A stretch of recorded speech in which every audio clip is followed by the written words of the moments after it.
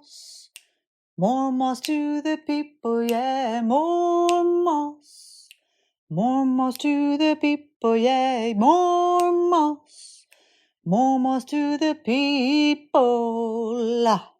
Hi, this is Asa Nilsson, and you're listening to More Moss to the People, where each week we're going to be talking about slowing down, even hurling ourselves off of the Ferris wheel of the production first mentality, and choosing to live a courageous life based on our own needs first, and daring to be different in a world where sameness is encouraged more highly than living a life of authenticity. Sit back, relax, and enjoy the show.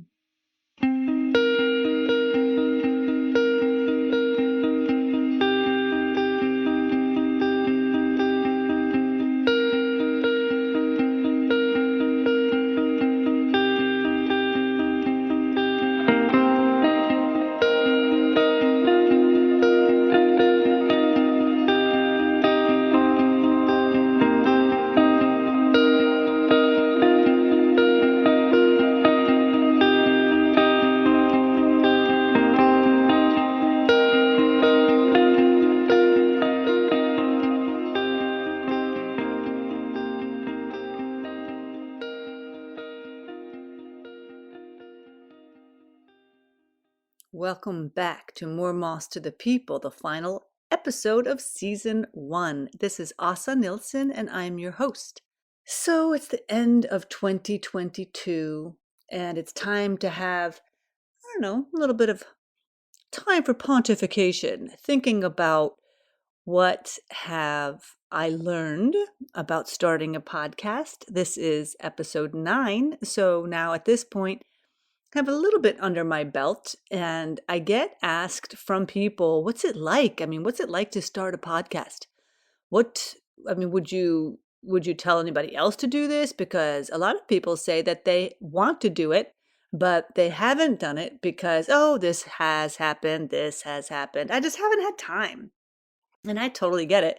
And I will say my biggest recommendation to anybody that would want to start a podcast, you really have to know why you want to do it. What is the point of it? What is the reason that you want to put yourself out very publicly in front of other people that don't know anything about you or know who you are? And are you ready for people's feedback? Whether you want it or not, you're going to get feedback from people that have their own viewpoints about what you have to say. And you got to be ready.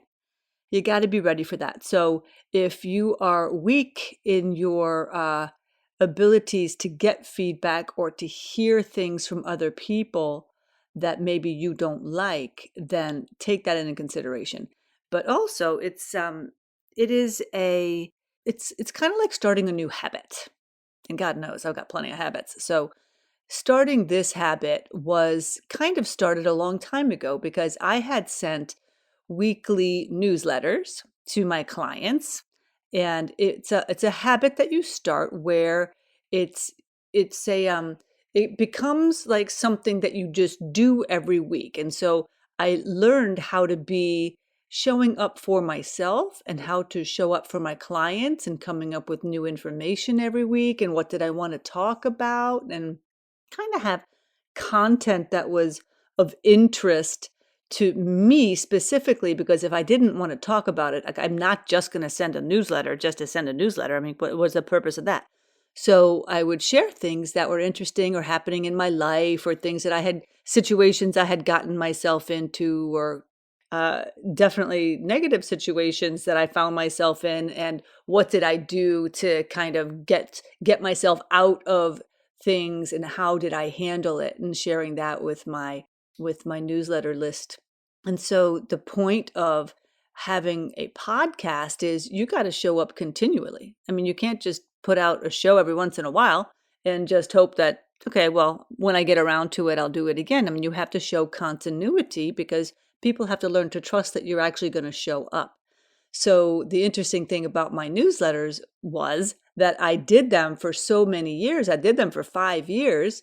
And then it was a habit that I had created that every week I would write, every week I would do something. So when I wanted to start this when I wanted to start this podcast, it then became very natural for me to say, well, yeah, I want to do a show every Friday and I want to drop, I mean, at least once a week, but I think once a week is plenty for me. So, I mean, some people want to do something every day. Some people want to do something twice a day. Some people, I mean, it's too much. It's not for me to do more than that.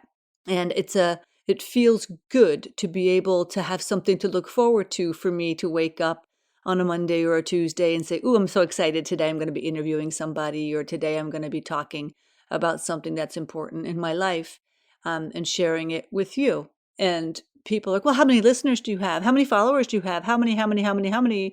And it's like, "Well, how are you going to make money out of this?" I'm like, "Whoa, Nelly. Okay, this is a movement. This is a slow movement. We didn't get to this point overnight. We're not going to get out of this overnight." Meaning that the point of the More Malls to the People podcast was to slow down, to start recognizing where are we going so fast that we cannot even be present in our own lives anymore. What if we want to be happy today, not someday? Instead of well, when I do this, then I will. When I retire, then, oh my God, my life is going to be great. I'm going to do everything I've ever wanted when I retire. What do you mean when you retire? You're 55 years old. You're going to wait until you're 65 or 70 years old to do things that you want to do, to enjoy your day? What happens if you don't get that day? What happens if we never get the chance? I'm all for celebrating life. God knows I love to celebrate life every day. I celebrate life every day in a way that I'm comfortable with, and however I do it and how I do it with my husband or my friends or family, that's up to me, and it's also up to you.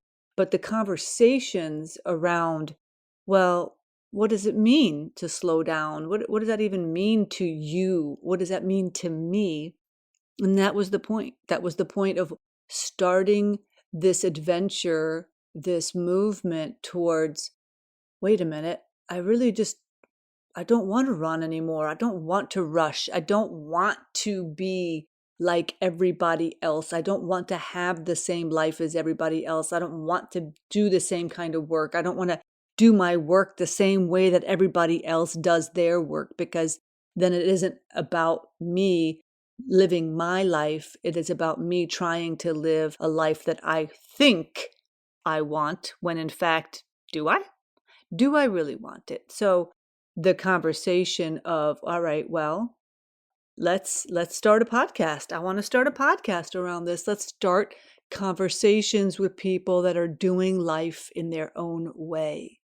And when I think about my years of coaching and kind of what it felt like, there was a lot of kind of like underlying stress inside of me where, oh, I've got to run a business. Oh, I've got to do this. Oh, I have to do this. I have to do this. I have to go out. I have to do social media content. I have to be on social media and contacting everybody and, building relationships and, encouraging everybody and everything. And I mean, that's what I thought in my mind. And it's kind of like another have to. And this podcast, I have found for myself now that I am loving it. I enjoy waking up in the morning and thinking, ooh, who do I want to interview next?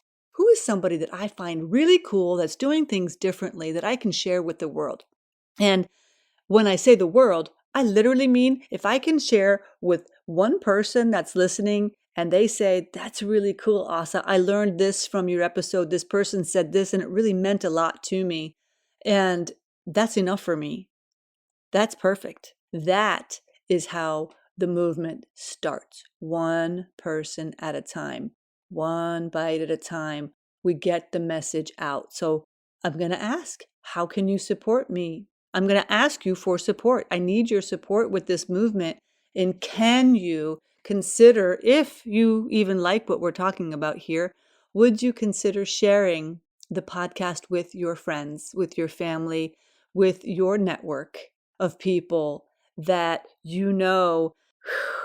I got some friends that are really stressed out and they're always saying, oh, my life is a shit show. Everything is so crazy. I'm just so busy. I'm so busy. I'm so busy. As if that is some kind of like a like they're a champion of something because their life is more busy than yours. Yeah, that's like the competition behind the craziness of my life being busier than yours. And that is not a competition that I want to be in. And that's the exact opposite of what this movement is about. This is about us coming together and checking in with ourselves first to understand what our needs are. What do we want? How do we want our lives to look? How do I want to feel in my life? Who do I want to surround myself with? Because if I have people in my life that make me feel bad about myself or increase my heart rate, like not in a good way, the kind of like where, okay, my heart is racing right now because they're bugging the shit out of me and what they're talking about because they are so stressed in their lives that they're making me stressed. That's that. Hey, listen, if you want to hang out with people like that, that's cool. That's up to you. But that is not who I'm hanging out with. And that is not who I want to hang out with. And that is who is not going to be a part of being a guest on this show. Because that's not who I want to surround myself with. And the people that I'm inviting on the show or that I want to listen to this are the people that want something better for themselves, something more connected, something where they feel, yeah, I've had a really good time. I've had some laughs. I've done this. I've done the careers. I've had all the things that I've wanted. And I still have a long life ahead of me, but I want to do my life in a way that is more connected to me, to my family, to the people that I love, and to the earth, actually being grounded in ourselves and the earth to understand where are we going. And now I'm going to ask you, do you have people in your life who make you feel terrific? When you're around them, you feel more alive than ever. Well, my husband is one of those people for me. And talk about somebody that's 100% different than me in so many ways. I mean, he is one of the most quiet people, doesn't speak very often, but when he speaks, it's like words of wisdom are just falling from his lips. And he's so knowledgeable. He loves history. He loves big major events, and he remembers so many things. And I just admire, he's an excellent teacher, a beautiful teacher to me. And I have asked him, would you consider being a guest on my podcast? I mean, you're the love of my life. Would you consider having a conversation with me and maybe my one listener? And we can just kind of talk about our lives and how we met one another, because that's an interesting story, I think. And it helps you to understand me, and it helps you to understand where I am in my life and how I have gotten to this point in my life. And I don't really think he wants to be a guest. As a matter of fact, he said, no, please, I don't want to. But I said, yes, I think it's a really good idea. I think that the world needs to hear our story because it is interesting, and he is interesting, and he is wonderful, and he is beautiful, and he is the love of my life. So take a minute, take a breath, take a sip of something. I'm going to be right back, and I'm going to see if I can get my husband on this podcast with me. All right? All right. Hold on now.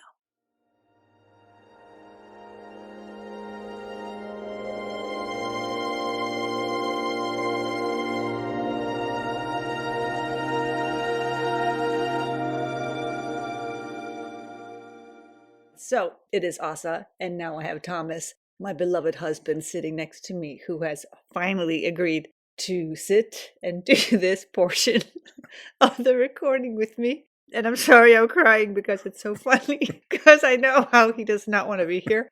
So if you could only understand how different he is than me. Oh my God. Oh, okay. So, Thomas, welcome to the podcast. Thank you. Okay, you're welcome. You're so welcome here. So, the reason I wanted to have Thomas on the show today was to share our story and how we met. It's kind of a cool story, I think, because it started a long, long, long time ago. And I was 5 years old, and Thomas was 6, and we were in class together. We had school together, and back in the day, that used to be called lekis, and lekis is like play school. kindergarten? No? Or No? that's not really kindergarten. It's kind of like pre-kindergarten, I think. And Maybe. whatever you do. Yeah. I mean, we don't have kids, so whatever you No. do with kids before you go to kindergarten, whatever that's called. So we were in school together. And then my family moved to America. And this was, of course, in Sweden. And so fast forward, Thomas comes to visit me in Columbus, Ohio, where I was living at the time with our joint cousin, Morten. But And first we met at that wedding. That's where. Oh yeah, sorry. No, no. That wrong. wrong wife. Wrong. That was wrong wife. That was a different wife. No, so that was in 1997 Oh yeah. when you came to visit Yeah. me in Ohio with our cousin, and we are not actually related. My uncle married his aunt, so we are not blood related. If you have any wonderings around that. So Thomas comes to visit me then in Columbus, Ohio, when he turned 30. And then the next year I came to Sweden, and my best friend and I, Tammy, stayed here in this house that we're recording this live now in Tillberga, Sweden. And then I hadn't seen him again until 2009. So 2009, I come back to Sweden for that same cousin who came with Thomas in 1997. He got married, and my family in America was invited to come. Well, it was my mother, my oldest sister Annalie, and I that made the voyage over to of course, experience this beautiful wedding of our cousin and his future wife. So while we were there, I saw Thomas again for the first time then since 1998. And for me, personally, I had just gotten separated from my then husband, who I was married to for a little over 10 years. And I had absolutely no intention, no inclination or anything in looking for a man. So Thomas, now you tell your version of the story up to this point. Yeah, I mean, I saw you from the distance when we arrived, and I know you were coming because my aunt told me you were coming, so I'm looking forward to that because I have seen you like 10 years ago. Mm-hmm. So that was nice to see you. And you had just gotten out of a relationship then? Yeah, I was together with a woman for like 5 years. Okay. Yep. And I was single again. Yeah. And I was like 43. I think you were 43 and I was 42. Yes.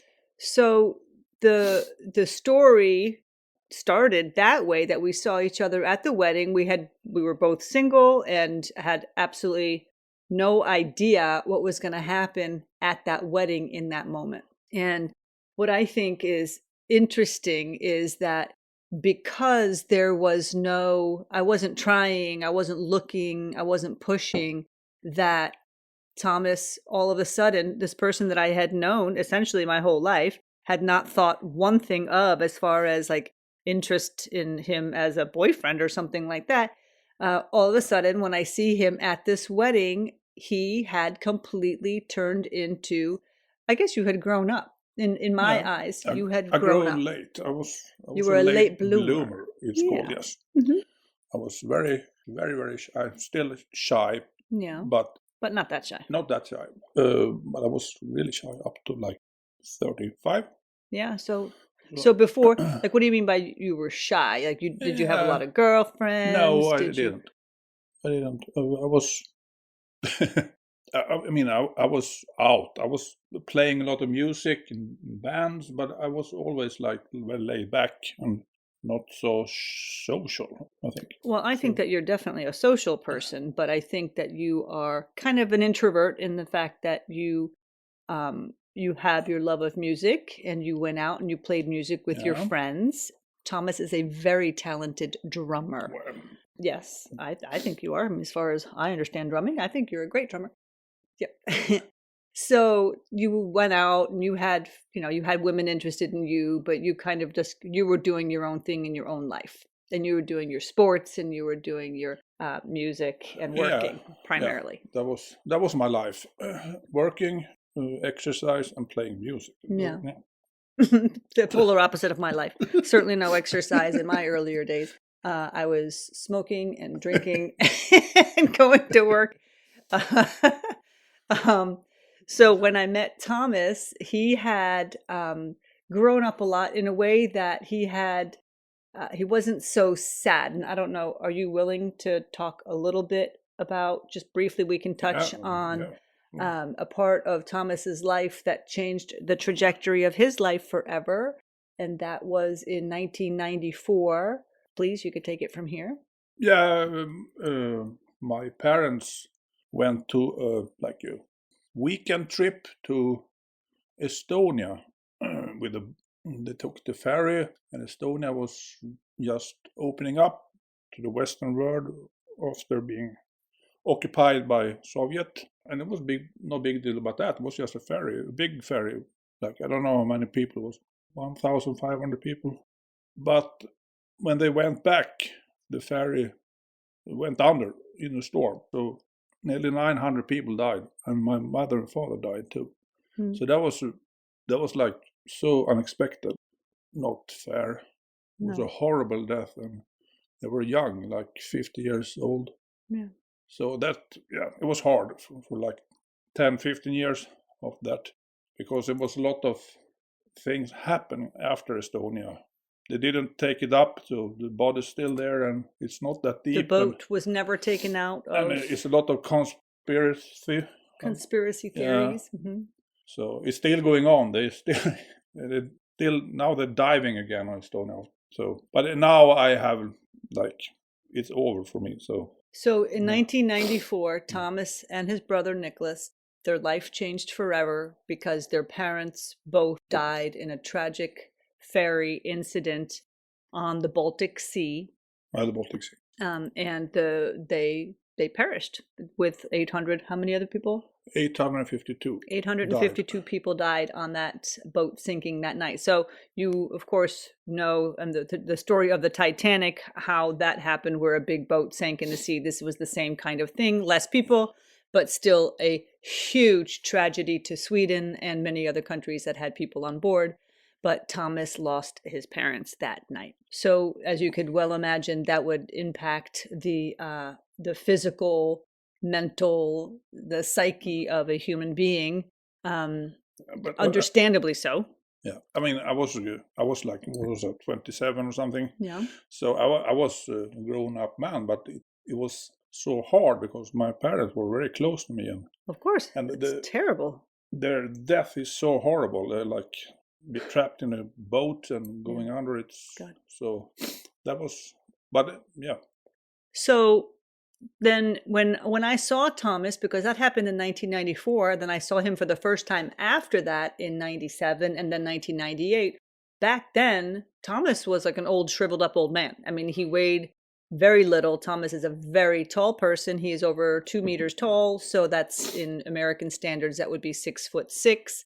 And he weighed, I mean, he exercised all the time. So he was like basically a chronic exerciser. That was how I perceived that you dealt with your anger, your sadness, your disappointments. I mean, all of it for losing your parents, of course. Exercise is the best medicine. Yeah, well, exercise was the best medicine. Now, the thing that happened with that, of course, that put a lot of stress on him physically. Now, we said that we weren't going to be talking about stress in this episode. I just wanted you to kind of get an understanding of how Thomas is such an important part of my life. I've known him my whole life, but it was like I saw him for the first time in my life then back in 2009 at that wedding, when he showed up, basically, I think for the first time really, as an adult male that was ready to have life. He was ready to live life now. And so I thought he was stunning, and I fell in love with him instantly. And we started our very long distance relationship at that point. But what I want to get across to you is the fact that I have a lot of friends that are over the age of 50 that do not have partners, that do not have love in their lives, or someone that they do want to love in their lives. And I want to say to you that there is love out there. there is love all around us. Love is, Love is all around us. One of our favorite movies, Love Actually, that we just watched this past weekend. And the fact that we weren't looking for it, and it has been the greatest love of my life. What about you, Thomas? I don't mean to put you on the spot, but tell everybody how great you think I am. Oh my God. Yeah, but I have always thought you were like the most beautiful. When we were five. I said you were like a Rolls Royce, and I was like a Fiat 500. For me, yeah, it was yeah. So I mean, it was the same when I saw you. Like you were stunning, beautiful. Mm-hmm. It was just me. So, but yeah. Then I went over to America, and yeah, and then I was in love directly when I saw you. But in 2009, I have a little bit hard to express things, so but I don't show like emotion super duper. But you show them in the way that you can. Yeah. And don't you worry, I made sure that I kept pulling it out of you, and I continue to pull it out of him as I'm sitting here pulling him to be sitting here with me now, having this discussion with you to hear, because it's important. We all have a story to share, and we all want love. And I think that we all are in some way, we're definitely all worthy of love. So if you ever think that it's too late for you, or there is nobody out there for you, when you just show up in the world being yourself and being fantastic in the person that you absolutely are, at the bottom, the core, and you're just being you, then that also allows other people to experience you, the real you. And that also allows them to be able to fall in love with the real you. And I fell in love with the real you because you certainly are never going to be fake, which was so refreshing for me, that you weren't trying to hit on me. You weren't trying to be something you weren't. You're trying not to, I mean, you were doing you. Yeah. And that was a very attractive thing. So yeah, I moved across the world to be with Thomas, to start my life over here in Sweden. But I'm never looking back. That's for sure. I no matter where I am, I want to be with you. I think we complement each other. I think so too. It's like yin and yang, ping and pong, gin and tonic. No, but I'm more like slow, like thinking. You're like slower. You're like so effective, like a little cobra. Oh my God. Well, see, that's the thing that I wanted to slow down my life, because when I came from America to Sweden, I mean, I had no problem commanding and demanding and saying how everything was supposed to be. And Thomas, being the way that he is, totally chill and relaxed, he's like, you have free hands, you do whatever you want. And I'm like, oh my gosh, really? I get to do all this? But then I'm like, wait, I don't want to do it all by myself. I want to do it with you. I want to make decisions with you. I want to have our home be our home. I want to do things together and get to, experience life together with both of us having an opinion. And I think that Thomas has helped me so much with calming me down, slowing me down, and being able to take the time to contemplate what it is that I'm feeling, or just feel my emotions, and also feel where I'm being pulled in directions that maybe aren't so good or healthy for me. And we've helped each other tremendously with that. Yeah, I mean, both of us with our careers. You helped me. I was working at a bank called Swedbank here in Sweden for 25 years after I finished high school. And it was good, but and bad. I'm not so good to handle stress, and it was always very stressful and become more and more stressful. So yeah, it was not good for me. So no. And you said you have to quit that job, and finally after I quit and I start again, and then I finally quit. So that was very good. And now I'm working in a school, so I like it a lot. So it's a lot better for you. You're well suited for this kind of work. And when you come home, you're like relaxed, because you were never relaxed before. When you came home, you always think about what do you have to do. Yeah. So I think that that was a decision that we both had to make, was because you were all you did was sleep. Like, you came home from work, you lay down the sofa and you passed out. You were so stressed that you needed to disconnect so much from your day, so that you could actually be able to cope to wake up the next Yeah. day. And that was no life for us. But I So, still sleep a lot. well, you do still sleep a lot, Yeah. but I think that you also require a lot of sleep. And I think that there's nothing wrong with that. No. It's not because you're lazy, it is literally because you Yeah. need rest. So, and the interesting thing also is after that work, well, when Thomas and I met, he stopped exercising so frantically because now he had other things to do. He was happy. We were Yeah. experiencing life and going places and doing things. And so he didn't have time to exercise all the time. So, couple that with stopping the exercising and stopping that dreadful work that was so stressful for him, he recognized that he now has a heart problem. And that was how old were you when you discovered that? I think I was 45 or So 46, 45. 46 maybe.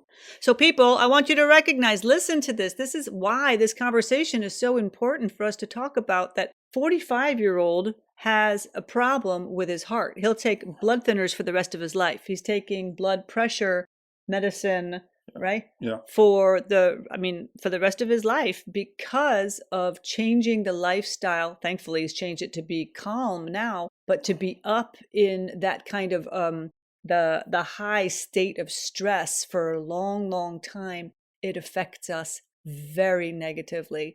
And like I've said to you before, when I was working in my old work, that I was so stressed because of the noise and because there were so many things that were happening constantly, and I felt so completely out of control, that I was also in a high state of anxiety constantly. And how does that impact us in the long term? Not well. So now for him and I to be able to sit together and have a conversation and say, let's go for a walk, or let's just sit and talk for a minute, have a fire and have a nice meal and sit with each other and just talk, and not have to go someplace, not have to earn more money, not have to drive the fanciest cars, not have to have the fanciest, biggest houses and fanciest clothes. It's not important to us. It's just not important to us. But what is important to us is loving one another, taking care of ourselves, taking care of each other, taking care of our family and our friends. And how do we help serving in the world? How do we serve best in the world? And the only way we can serve best in the world is by taking care of ourselves first.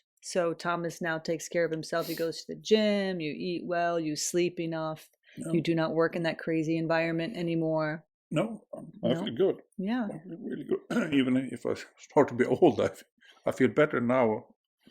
You're 56, 50, you're not old. Well, no, not old, but I feel better now than when I was 30. So. Yeah, which is also a nice thing. That's but I think that you also choose a different lifestyle now. So you choose a different way to live so that you can enjoy yourself more now, and you deserve it. We all deserve it. We all deserve to have a good life. And this is not just for Thomas and I. This is for everyone out there, that I love him more than any man I have ever been in love with, because I love myself more now than I ever have. And to be able to accept myself first and to see who I am, all the good, bad, and the ugly, and there's plenty of all of that. And Thomas completely and totally accepts me as I am. He always has, which always made me feel safe, which always made it great, which always made it really fun and funny to be able to talk about our our maybe our issues that we have, or our shadows, and talk about that with each other. But I wanted to share him with you today because he is fantastic, and I would love for you to be a guest much more often. And I think that he's more comfortable now that he sees that he's not actually looking into the face of a huge audience. He's literally looking into my computer. So now that he understands how it looks and how it is, it's not so difficult. No.